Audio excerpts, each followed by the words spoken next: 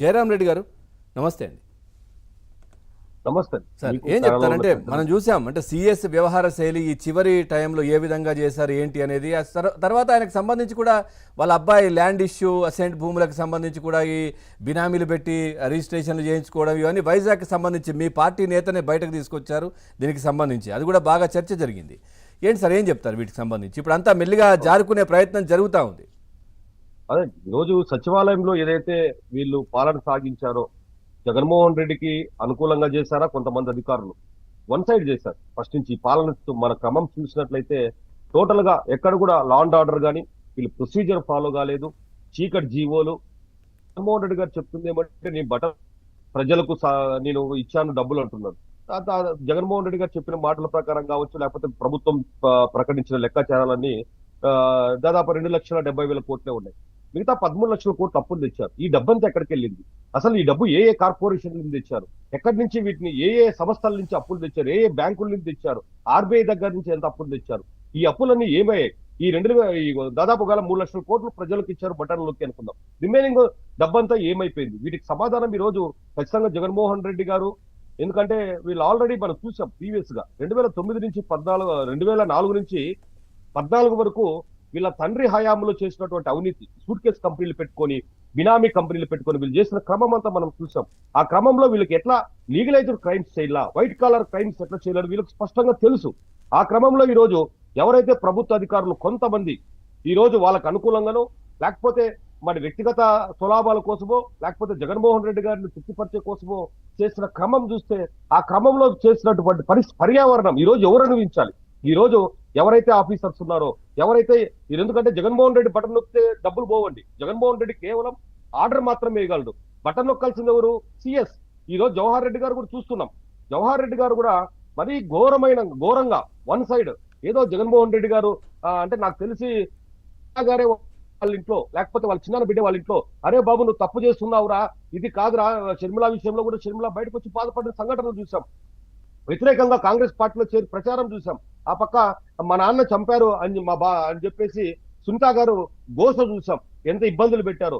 ఇటువంటి క్రమంలో జవహర్ రెడ్డి ఇంట్లో కుటుంబ సభ్యులకి అంత జరిగితే జవహర్ రెడ్డి గారి మరి ఎందుకో జగన్మోహన్ రెడ్డి గారి మీద ప్రేమ, లేకపోతే అదే వ్యక్తిగత స్వలాభాల, లేకపోతే తెలు కానీ అంత ఘోరంగా పరిపాలన సాగిన క్రమం చూసాం. సాక్షాత్తు 14,000 కోట్లు ఎలక్షన్ కమిషన్ ఆఫ్ ఇండియా వాళ్ళు చెప్పి ఇది ఎలక్షన్ టైము, ఎలక్షన్ కోడ్ ఉల్లంఘన అవుతుంది, మీరు చేయొద్దంటే చేయాలని చెప్పి హైకోర్టుకి వెళ్ళి మళ్ళీ దానిపైన సుప్రీంకోర్టు దాకా వెళ్లాల్సిన క్రమం తీసుకొచ్చారంటే, ఎందుకంటే బటన్లు ఎప్పుడో నొక్కారు.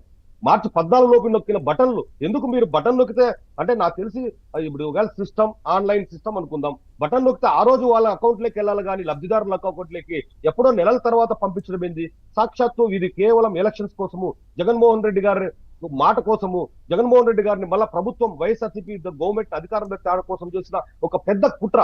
కాకపోతే ఏంటంటే ఎలక్షన్ కమిషన్ ఆఫ్ ఇండియా మన దేశంలో కొన్ని చట్టాలు, రాజ్యాంగం అమలు చేసిన చట్టాలు ఉన్నత స్థితిలో ఉన్నాయి, అవి మంచి ప్రొసీజర్ లో ఉన్నాయి కాబట్టి ఈ రోజు ఆగింది. లేకపోతే లాస్ట్ మినిట్ లో దాదాపు 14,000 కోట్లు ప్రజలకు పంపించి, అకౌంట్లు పంపించి ఎప్పుడో నక్కిన బటన్లన్నీ రైతులకు కావచ్చు, అనేకమైన పథకాలు ఇవన్నీ ఆ పథకాల నుంచి పంపించిన పథకాలతో మభ్యపెట్టి జనాలను ఓట్లు వేయించుకొని అధికారం వల్ల ఇంకొక తెచ్చాలనే క్రమంలో ప్రయత్నం చేశారు. ఈ క్రమాన్ని పూర్తిగా ఈ రోజు అందరూ కూడా ఆ రోజు ఎలక్షన్ కమిషన్ ఆఫ్ ఇండియా కూడా ఒప్పుకోలేదు. ఈ రోజు కూడా నాకు తెలిసి ఈ మంత్ 4,000 కోట్లు ఆర్బీఐ దగ్గర నుంచి 1వ తారీఖు డబ్బు బ్యాంకులోకి వచ్చింది.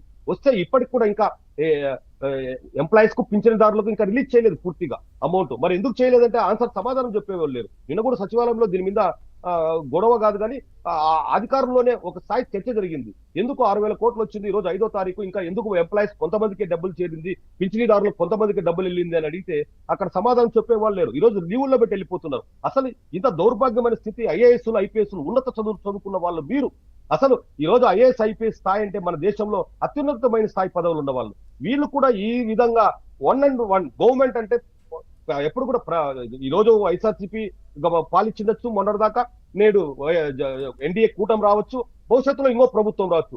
ఎవరైనా కానీ ప్రభుత్వ అధికారులు ఐఏఎస్లు ఐపీఎస్లు అన్ని ఉన్నత చదువులు చదువుకొని ఎంతో విలువలతో విద్యావంతులు. ఎందుకంటే ఈ రోజు ఐఏఎస్ కొట్టాలంటే మనమందరం కూడా, నేను కూడా గ్రూప్స్ చదివానండి ఆల్మోస్ట్, అంటే కాలేకపోయాం. ఎందుకంటే అంత స్థితి జరగలేదు.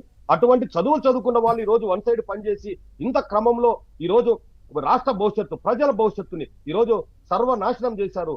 అసలు ఈ వేల కోట్ల లక్షల కోట్ల తెచ్చిన అప్పులన్నీ ఏమైపోయినాయి? ఈ అప్పులకు సమాధానం చెప్పాల్సింది ఎవరు? ఈ రోజు జగన్మోహన్ రెడ్డి తేలిగ్గా తప్పించుకుంటాడు, ఇలాంటి పొలిటీషియన్స్ తప్పించుకుంటారు. కానీ ఈ రోజు సాక్షాత్తు ఎవరైతే సచివాలయం ఎంప్లాయీస్ ఐఏఎస్ ఐపీఎస్ చేశారో తప్పులు, వాటన్నిటికీ మూల్యం చెల్లించుకోక తప్పదు. ఈ రోజు వీళ్ళకి లీవులు ఇవ్వద్దు. జవహర్ రెడ్డి గారిని కూడా మనం ఖచ్చితంగా అదే పదవిలో ఉంచి ఏదైతే అవకతవకలు జరిగాయో వాటన్నిటికీ జవహర్ రెడ్డితోనే మనం సమాధానం చెప్పించాలి. ఎందుకంటే జవహర్ రెడ్డి మన వైజాగ్ జనసేన కార్యకర్త మూర్తి గారు, మూర్తి గారు యాదవ్, తను కూడా ఏదైతే 800 ఎకరాలు జవహర్ రెడ్డి కొడుకు బినామీ పేర్ల మీద ఆ 08 లైన్లు ఏవైతే ఈ 21A మన చట్టం చేశారు, అసైన్మెంట్ యాక్ట్ కొత్త చట్టం తెచ్చారు, ఆ చట్ట ప్రకారంగా కావచ్చు, లేకపోతే ల్యాండ్ టైటిలింగ్ యాక్ట్ ప్రకారంగా కావచ్చు, ఆ క్రమంలో వీళ్ళు చేసినటువంటి అవకతవకలు ఖచ్చితంగా వీటన్నిటికీ జవహర్ రెడ్డి ఆ పదవిలోనే ఉంటూ వీలైతే ఇంకొక 6 నెలలు కొనసాగించి వీటన్నిటికీ సమాధానం చెప్పాలి. నిజంగా జవహర్ రెడ్డి గారు కానీ ఈ ఐఏఎస్ ఐపీఎస్ ఎవరైతే తప్పు చేశారో, ప్రజా పాలనకు వ్యతిరేకంగా, ప్రజలకు విరుద్ధంగా, రాజ్యాంగానికి చట్టానికి విరుద్ధంగా చేశారో వీళ్ళందరిపైన పనిష్మెంట్ చేయాల్సిన అవసరం ఉంది. ఖచ్చితంగా మూల్యం చెల్లించుకోవాలి. దీనికి ఆంధ్రప్రదేశ్ కారణం కావాలి. ఎక్కడ కూడా ఏ దేశంలో ఏ రాష్ట్రంలో అయినా కూడా ఐఏఎస్లు ఐపీఎస్లు ఏ ప్రభుత్వమైనా ఉంటారు, ఎవరైనా అధికారంలోకి రావచ్చు, ఏ పార్టీ అయినా పొలిటికల్ పార్టీ, వారికి అనుకూలంగా పనిచేసేది కాదు. ప్రజల కోసం మేము పనిచేస్తాం, మేము ఉన్నత చదువులు చదువుకున్నాం, మేము దేశం కోసం, దేశ సౌభాగ్యం కోసం పనిచేస్తామనే పరిస్థితులు కల్పించాలి. అటువంటి శిక్షలు వీళ్ళకి పడాలి. దానికోసమే ఈ రోజు జనసేన పవన్ కళ్యాణ్ గారు చేసిన ప్రయత్నం ఈ రోజు రాష్ట్ర ప్రజలు మంచి తీర్పునిచ్చారు. ఖచ్చితంగా ఈ రోజు జనసేన అధ్యక్షులు శ్రీ పవన్ కళ్యాణ్ గారు ఏ ఆశయ సాధన కోసం అయితే ఈ రోజు పొత్తు పెట్టుకున్నారో ఆ ఆశయం నెరవేరింది. ఖచ్చితంగా కూడా ఈ రోజు అందరూ కూడా సమాధానం చెప్పాలి. చీకటి జీవోలు ఏవైతే ఉన్నాయో వాటన్నిటికి కూడా సమాధానం చెప్పాలని చెప్పి కూడా మేము జనసేన పార్టీ తరఫున డిమాండ్ చేస్తున్నాం. ఆ విధంగా లా అండ్ ఆర్డర్ చట్టాన్ని మెరుగుపరిచి ఖచ్చితంగా వీళ్ళందరూ శిక్ష